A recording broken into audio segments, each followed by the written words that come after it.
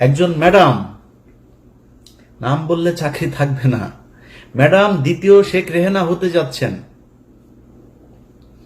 নাম আর বললাম না, ম্যাডাম দ্বিতীয় শেখ হাসিনা হতে, শেখ রেহেনা হতে যাচ্ছেন। ম্যাডামের স্বামী নাই, এবার খুঁজে বার করেন গিয়ে যান। যা করতেছে ভাই, আমার এখন যদি নাকি আমি করতে যাই এক এক করে, যদি আমার কোনো বন্ধু থাকবে না ভাই, এত প্রেশার নিতে পারবো না, দরকার নাই। সো এই দুর্নীতি মুর্নীতি নিয়ে যারা আমারে বলতে বলেন চাঁদাবাজি টাদাবাজি নিয়ে, ভাই অনেক করেছি, আর না, ওগুলিতে যাইতে পারবো না। বাট এই যে ইন্ডিয়া আমার রক্তের মধ্যে কিন্তু লেখা ভাই, আপনি আমার আব্বা হইলেও আপনারা কিন্তু আমি ন্যাংটা করে ফেলবো। আপনি এই যে এই জাতীয় সঙ্গীতের পক্ষে কথা বলবেন, স্বাধীনতার চেতনা কথা বলে তারপরে মানুষের ওই যুদ্ধাপরাধী ট্যাগ দেওয়ার চেষ্টা করবেন, পাছার চামড়া উড়ায় ফেলবো। দুই চোখে সরিষার মতো ফুল দেখতে থাকবেন। আপনার মতো কত বালছাল এগুলি, আপনার নেতাদের, কত বড় বড় নেতা ইলিয়াসের সাথে আইসা ভাই ভাই কিছু বলি না, বললে যদি চাঁদাবাজি নিয়ে কথা বলা শুরু করি একটাও দাঁড়াইতে পারবেন না। সব কয়টার জিনিসপত্র এগুলি সারাদিন আসতেই থাকে, ভাই এখানে আমার এটা করেছে ওইটা করেছে। ক্যামেরা বসায় রাখা লাগবে না, আমার ইমেল থেকে যদি খালি উজাড় করে দেই তাইলে পদে থাকা নেতা একটারও খুঁজে পাবেন না। সব মির্জা আব্বাস এত টাকা পয়সা, ব্যাংকের মালিক, এখনো চাঁদার টাকার ভাগ নেয় সন্ধ্যায়, তো বাদ নাই তো কেউ। আর অনেকের নাম বললাম না, টেকনিক্যালি নামটা আমি করে যাচ্ছি। ছাত্রদের প্রতি আমার একটা ভালোবাসা আছে জুলাইয়ের কারণে, যে যত বালপাকনা কথাবার্তা বলেন ভাই সমস্যা নাই।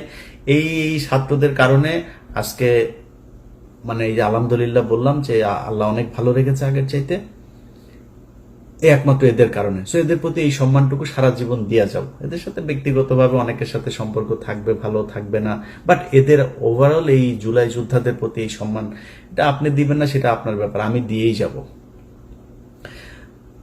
অনেকের কথাই বলছি না, কিন্তু চাঁদাবাজি টাদাবাজি এগুলো চলেই যাচ্ছে, বাট ওই জায়গাতে আঘাত করেন না, তাইলে কিন্তু সমস্যা হয়ে যাবে।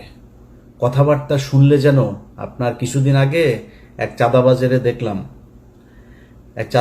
দেখি সে বলতেছে এই কি আওয়ামী লীগের ওই ইয়েটা ছিল যে বাংলার তুমি কে আমি কে তুমি কে, ওই যে বাঙালি বাঙালি বাঙালি বাঙালি, এটা তো পশ্চিম বাংলার ডায়লগ। ওরা আমাদের বাংলার সাথে, এই তো আওয়ামী লীগের ডায়লগ এগুলি, তুমি কে আমি কে বাঙালি, গণজাগরণ মঞ্চের ডায়লগ। সবকিছু মিলা গেলে তোমাদেরকে ওইদিকে মিলাই দেওয়া হবে।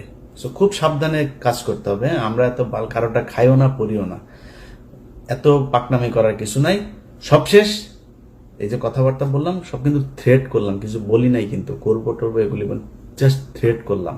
কিন্তু আমি একতা চাই, ঐক্যবদ্ধ হন, এটা চাই। বিএনপি জামাত এনসিপি, আপনাদের ভেতরে রাজনৈতিক দ্বন্দ্ব থাকবে, 71 টাইনেন না, এমনি দ্বন্দ্ব থাকবে। কে কটুক চাঁদাবাজি করেন, কে কটুক দখলবাজি করেন, কি করেন, এটা জনগণ রায় দিয়ে দিবে, জনগণের উপরে ছেড়ে দেন। আপনি যদি মনে করেন যে না আমি জামাতের চাইতে ভালো হইতে চাই, জামাত যদি মনে করেন আমি বিএনপির চাইতে ভালো হইতে চাই, তাহলে বিএনপির চেয়ে ভালো কাজ করেন, এমনি আপনি ভালো থাকবেন, এমনি পাবলিকের ভোট পাবেন। এগুলো নিয়ে কথা বলতে চাই না, কিন্তু কোন দল যদি এই মুক্তিযুদ্ধের নামে যদি নাকি আবার ফের বিভাজনের চেষ্টা করে, তার বিরুদ্ধে কিন্তু সরাসরি দাঁড়াবো। তখন কিন্তু কিছু বলতে পারবেন না। এক পিনাকিদার একার গুতাই নিতে পারেন না, আমাদেরকে চাতায়েন না। এটা বলে রাখলাম ভাই, ভবিষ্যতে মার্ক করে রাখতেছি, কিন্তু কে কে কি বলেন এগুলি কিন্তু মনে আছে। ওই যে মিছিলের কথা বললাম একটা, তুমি কে আমি কে বাঙালি, ওরা কিন্তু মনে রাখছে। এই যে জাতীয় সঙ্গীতের কথা মনে রাখছে, কিন্তু যখন যেখানে হাতে কোনো কিছু পাওয়া যাবো ছেড়ে দিব। পৃথিবীর কেউ তারেক রহমান ফোন করলেও শুনবো না, ছেড়ে দিব তখন। তো তখন কান্নাকাটি করে লাভ হবে না। আগেই বলে রাখলাম খুব সাবধানে, এই মুক্তিযুদ্ধের বালের যুদ্ধ নিয়ে এত বেশি পাকনামি করা যাবে না। এটা দেশ স্বাধীন হওয়া দরকার ছিল, কেমনে হয়েছে এটা নিয়ে আমরা তর্কেই যেতে চাই না। তর্কে গেলে তর্কে আইসেন, আমি বই পুস্তক দিয়া দলিল দিয়া তারপরে বুঝাই দিব যদি যেতে চান তর্কে, বাট তর্কে আমি যেতে চাই না। এটা নিয়ে দেশ স্বাধীন হয়েছে, বেটার। আমরা এখন একটা দেশ পেয়েছি, এই দেশে যারা যারা যেইভাবে ছিল পিছনের ইতিহাস নিয়ে ঘাটাঘাটি বাদ দিয়া দেশটারে কেমনে আগানো যায় সেটা নিয়ে চিন্তা করেন। রাজনৈতিক দলগুলোর ভেতরে আমি খুব মানে এত বেশি এই যে ডিজিএফআই এবং রয়ের এরা মানে উদ্দেশ্য প্রণোদিত ভাবে কিছু এনসিপির উদাহরণ, ওই যে একটা আছে, ওর নামটা কি, এই হুদাই খালি গুতায়, বিএনপির গুতায়, জামাতরে গুতায়, বিএনপির কয়েকজন আছে, এগুলি হুদাই খালি জামাতকে গুতাবে, এনসিপি গুতাবে। আমি মাঝখানে একটা করলাম যে ভাই খালেদা জিয়াকে নিয়ে, জিয়াউর রহমানকে নিয়ে আজে বাজে কথাবার্তা, তা আমি এটা নিয়ে একটা পোস্ট করলাম। পোস্ট করার পরে সার্জিস আমারে কল করলো, বললো যে ভাই আমাদের ভিতরে আমরা কি কেউ বলেছে এটা নিয়ে কোনো কথা? আমি বললাম যে এটা নিয়ে যে আলোচনা হচ্ছে, তাহলে কে কে বলেছে এটা? বললো ভাই আমাদের ভিতরে তো কেউ বলে না, আমাদের কেন্দ্রীয় আপনি দেখেন হাসনাত, আমি, নাহিদ, মাহফুজ বা কেউ, আমরা কেউ বলি না এটা নিয়ে। আমি দেখলাম আসলে বলে নাই। তো সার্জিসের ভেতরে তার মানে এটা নিয়ে তার উদারতা আছে। আপনারা সবাই বসেন ভাই, কোনো কিছু নিয়ে যদি সমস্যা হয় আপনারা বসেন, বসে তারপরে ঠিক করেন, এই জায়গাগুলোকে ঠিক করেন। কারণ এটা মাথায় রেখেন যে আওয়ামী লীগ যদি ব্যাক করে, কেউ এখনকার চাইতে ভালো থাকতে পারবেন না। আর আওয়ামী লীগ ব্যাক করার সুযোগ আপনারা তৈরি করে দিচ্ছেন। আওয়ামী লীগের সেই শক্তি নাই, কিন্তু এটা করবে ইন্ডিয়া, কারণ ওদেরকে সবসময় ইন্ডিয়া নিজের দল মনে করে। এই কারণে এই জায়গা থেকে যদি আপনি নিজেকে, দেশকে যদি নিরাপদে রাখতে চান, আপনাদের ভেতরে যা মনে চায়, যত মনে চায় দলাদলি, মারামারি, খুনাখুনি, যা মনে চায় করেন। আওয়ামী লীগ, ইন্ডিয়া, ইন্ডিয়ার মুক্তিযুদ্ধের ন্যারেটিভ, এখানে এই জায়গায় আমাদের সবাইকে ঐক্যবদ্ধ থাকতে হবে। আমি ভাই কোনো দলের না, আমার একবার বিএনপি জামাত বানায়, জামাত বিএনপি বানায়। আমি আগেই বলেছি আপনাদের, আমি বাংলাদেশে একমাত্র এক পার্টি করি, সেটার নাম হচ্ছে এন্টি ইন্ডিয়ান পার্টি। আমার রক্তের যে গ্রুপ সেটা ইন্ডিয়া নেগেটিভ, এটা আমি সবসময় বলি, এখনো বলছি। ওই জায়গার বাইরে আমার কোনো কিছু করার নাই, আমার মাফ করে দিন। বাংলাদেশের বহু মানুষ আছেন যারা কিনা বলবেন যে ভাই আপনি চাঁদাবাজিকে করছেন। ভাই ওই যে বললাম যে চাঁদাবাজি নিয়ে যদি কথা বলতে যাই এখন, তাইলে আমি নিজেও চাঁদাবাজ হয়ে যাব। কেন জানেন? কারণ হচ্ছে যে অনেকের এরকম কমপ্লেন আসে যে সচিবালয়ে গিয়ে আমার সাথে চ্যাটিং আছে, সেটা দেখায় বলছে যে ভাই আমি কারোর ফোন করি নাই তা না, আমি অনেক সচিবরে ফোন করেছি, পুলিশের ঊর্ধ্বতন কর্তৃপক্ষকে ফোন করেছি। ফোন করে যদি নাকি একটা গরিব মানুষের একটা ন্যায্য পাওনা, সে যদি অনেকদিন ঘুরছে একটা জিনিস নিয়ে, আমি বলতে পারি ভাই এই লোকটার এটা যদি একদম কোট আনকোট ঠিক এইভাবে যত সচিবের সাথে কথা হয়েছে, যত উপদেষ্টার সাথে কথা হয়েছে, সবার কাছে, পুলিশ অফিসার সবার কাছে আমার একটা ডায়লগ খুব কমন, ভাই যদি ন্যায্য মনে করেন তাহলে কাজটা করে দিয়েন।